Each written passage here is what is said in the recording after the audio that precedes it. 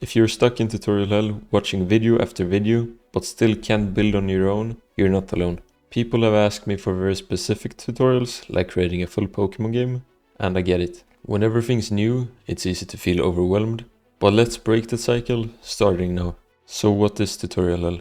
If you keep watching tutorial after tutorial and can't make anything on your own without a tutorial, you're likely stuck in tutorial hell.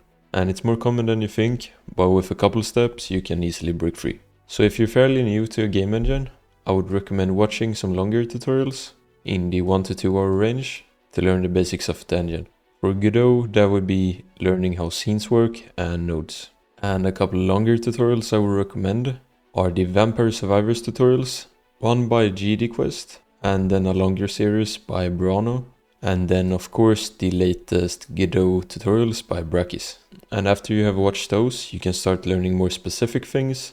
If you want to learn more about something particular, you can try and search that up, maybe ask ChatGPT for help. And the greatest way is actually to start a project that you want to work on and learn as you go.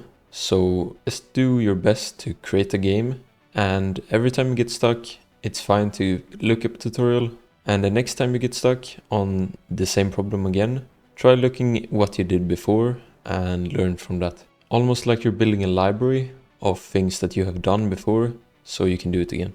And when you make this game that will be your project, you should try to make it as simple as you can, because overscoping and making something harder than you can actually do is very common.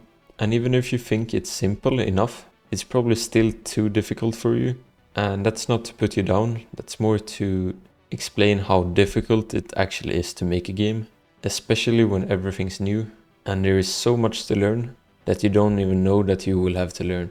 And I would recommend just trying to finish that game, polishing it as much as you can, and that will just teach you so much that no tutorial can teach you.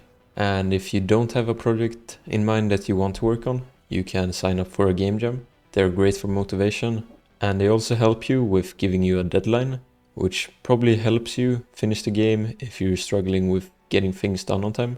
And there's this law, I think it's called Parkinson's law. It's basically that you finish a task in the time that you're given. Obviously it has to be reasonable, it can't be finish a game in 1 minute. And even if you can make a simple game in 1 minute, I mean, it's not going to be the next hit, right? Unless it's that banana game on Steam.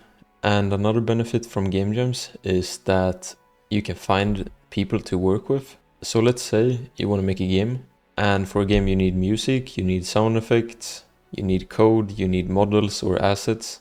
And there's so many skills that you have to learn. And maybe you should start with trying to find someone that can help you. Maybe with the music, maybe with the sound effects, maybe even with the models if you want to start with coding, or maybe you're starting with the models and someone else can help with the coding. That's how I started. And then I learned along the way. And I actually learned a lot from working with a programmer. And I would actually contribute a lot of my learnings to him.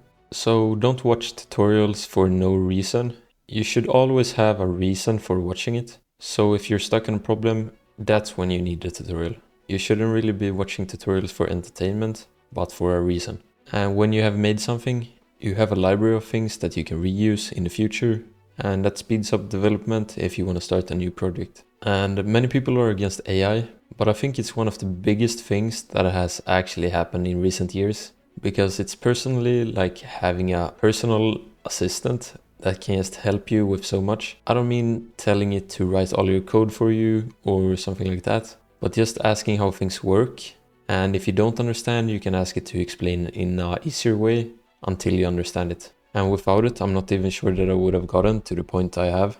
So if you're new, I would strongly recommend it. And there's also this interesting thing about how well you're learning from different things. There's this learning pyramid, and how the learning pyramid basically works is how well you remember what you're learning from what you're doing. And what we can see from this is that you retain about 20% of the knowledge watching videos, and then it shoots up a lot if you start actually doing what you're watching. That would be following along a tutorial, and that shoots up to like 75%, and that's already pretty great. But the interesting thing is that if you're teaching someone else, it shoots up to 90%. And that's the highest form of learning, teaching someone else, because to be able to explain something to someone else requires a certain amount of knowledge and it forces you to learn. And I can personally attribute a lot of my learning to making tutorials about Godot. And it's one of the most selfless things there is, because you're literally giving education to other people who want to learn.